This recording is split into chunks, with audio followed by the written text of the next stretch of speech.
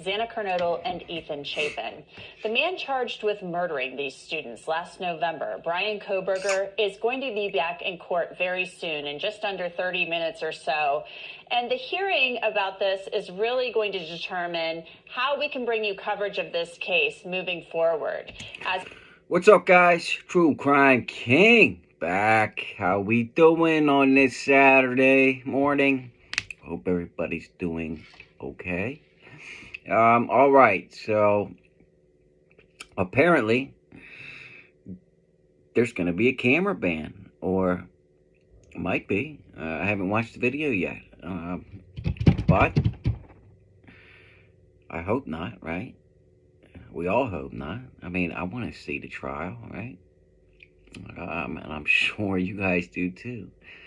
But instead of hearing about it from one person that gets to be in there, right?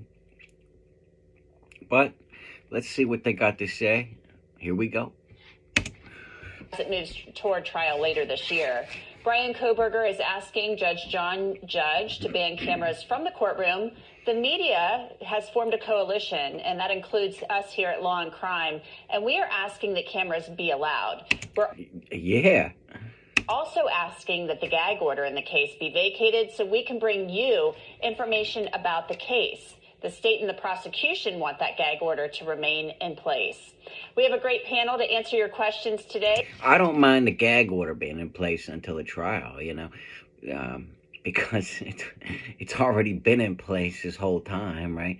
But I'm with them. I think the cameras should be allowed. I mean, they're allowed in every other case, right? I mean, this is a nationwide trial, They were in OJ. I mean, they're in every big case, right? So I don't understand why Kohberger doesn't want them in there.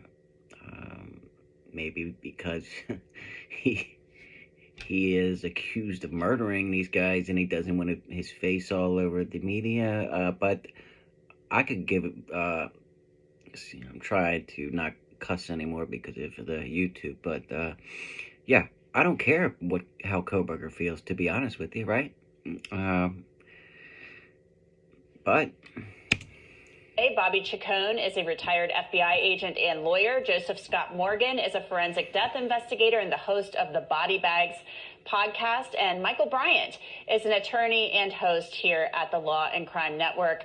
Guys, thanks for being with us today. We have some great questions coming in from our viewers, and we want you to keep those coming. Submit them to us on YouTube, Twitter, Facebook, TikTok, and Instagram, and we'll get to as many of them as we can as we move the show forward. But I want to start out with our first question from a viewer, and it comes from Long Beach Mamba from YouTube. Joseph, I'll throw this one to you. This whole case has me confused. So why did they say he allegedly did it? What was his motive? What are they hiding? So there are three questions there, Joseph. What do you say to that question from Long Beach Mamba? Well, Long Beach Mamba, thank you for trusting me with all of this information. That's a lot to unpack. Yeah, how nobody can answer those questions right now, right? I mean, only the police know all that information at this point in time, right? There's a gag order. All we can do is speculate until the trial, right? Short period of time. I'll try. First off, there is apparently biological connectivity between Brian Kohberger and that scene, or at least some of the evidence that they have collected from that scene. And so I think that just from a forensic standpoint is probably the most compelling thing that they have. And we don't know how much of that evidence there is at this point in time. Of course, we've seen videography. Oh, hold on, and real quick, I hear a lot of these people talking about how touch DNA doesn't really mean anything. What do you mean touch DNA doesn't really mean anything? It's DNA, and Kohberger's DNA didn't just fly its way or just pass by, some Kohberger at some random point in time and and got underneath the button on on that knife sheath, right?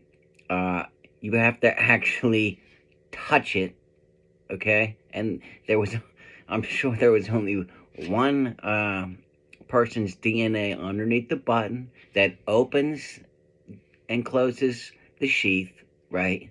And that was Brian Kohberger. So this touch DNA crap is ridiculous. I mean, before you look up the definition of touch DNA first, before you just say, nobody on here is an expert in DNA, right? These content creators hear touch DNA and think, it could be anybody's DNA. No, okay? I just want to get that out the way. That's just drive me crazy. Of them unpacking, the crime scene and hauling a lot of that stuff away, but also his apartment. And let's don't forget the infamous car is out there as well. And so they have possession of all of this stuff. So it sounds like from a physical evidence standpoint, I think that all signs point to him as far as the authorities are concerned. Can I have the next part of the question? I'm sorry. Yeah, the next part of the question. I'm sorry to throw that three-parter at you. Maybe I should have broken it up into a... Yeah, this isn't just a circumstantial case, okay? They have plenty of direct evidence, okay? They have the DNA, there's direct evidence. They have Kohberger on camera driving past the house multiple times, direct evidence. They have his cell phone, right, getting turned off. They have his exact movements, direct evidence. They found stuff at his apartment, direct evidence. And his I mean, come on. There's so much evidence against Kohberger in this case. And another thing, everybody's saying, how does one person stab 4 people to death? Well, they're in their rooms. 3 of them are women. Kohberger is a man, okay? So, number one, men are just stronger than women, especially these 3 girls, right? They were small girls. They probably didn't weigh more than 130 pounds, right? Kohberger is a tall, probably 5'10", 5'11", probably weighed around 170, 180. And he had a knife, a K-bar knife that was made specifically for the Army to kill, okay? And these people were, these 4 victims were in their beds.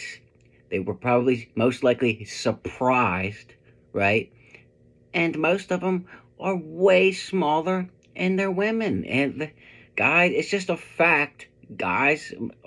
Men are stronger than women in most cases. I mean, so you add it up, they're surprised, right? They don't have a knife that's meant to kill people, okay?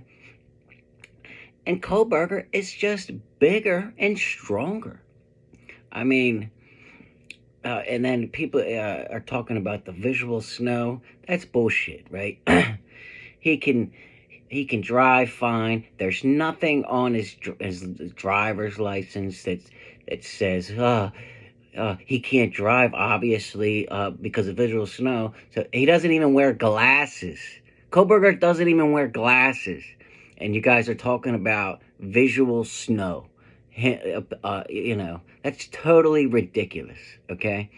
And these guys were all awake, so some of the lights were probably on, or at least the TVs, which would make a glow in the dark, right? So people are talking about that little step.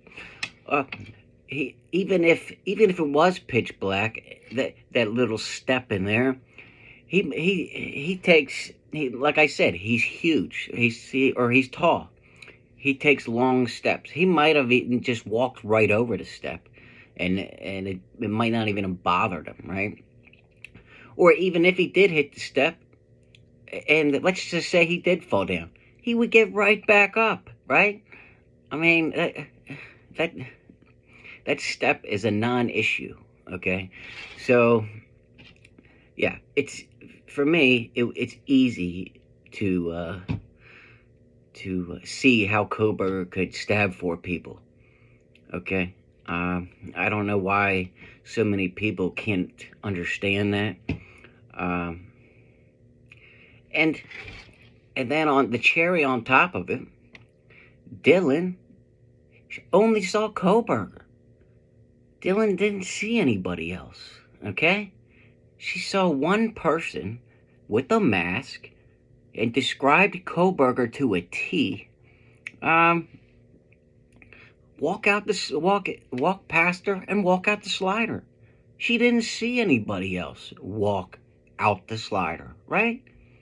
And nobody walked out the front door, okay? Bethany was awake, yes, but she didn't go upstairs, or if she did, she didn't see anybody, right? Dylan did, as far as we know, right? So, yeah, it's, in my opinion, it's not that hard for Kohberger to have surprised these 4 people, stabbed them, and killed them, and then left. And it doesn't take that long to stab somebody, you know? That K-bar knife is probably like a 6 or 8 inch blade, you know? So, and these girls' bodies, like I said, are small. So I gotta get all that out off my chest. Let me know what you guys think, but in my opinion, and it's not gonna change,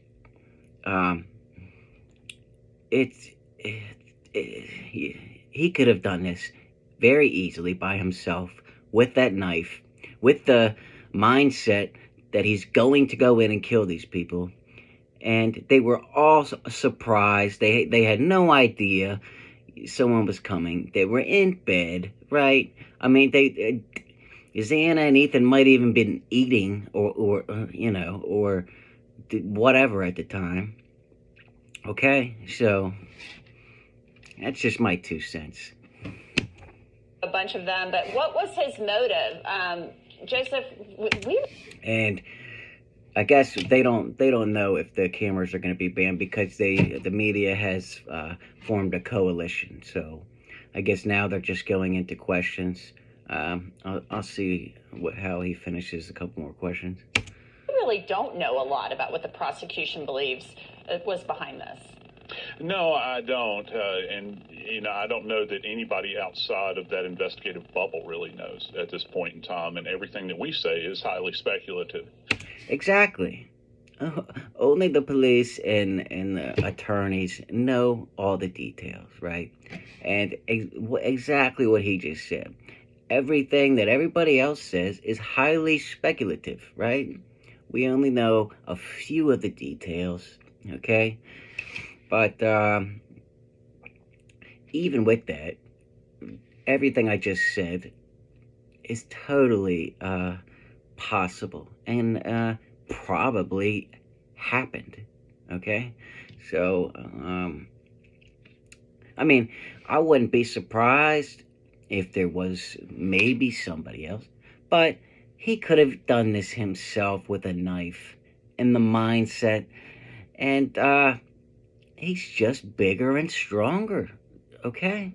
That's just, I just have to get that off my chest because all these true crime experts or creators are saying, I don't know how he can do it by himself. He's got a freaking knife, a big freaking knife, and he's going there to kill them, and they're surprised. He doesn't even wear glasses, so don't give me that visual snow crap, okay? He drives just fine without glasses. That's ridiculous, okay? But, yeah. When there's more on the camera ban, I'll do another video. I'm probably going to do another video in a couple minutes. But until next time, guys, True Crime King out.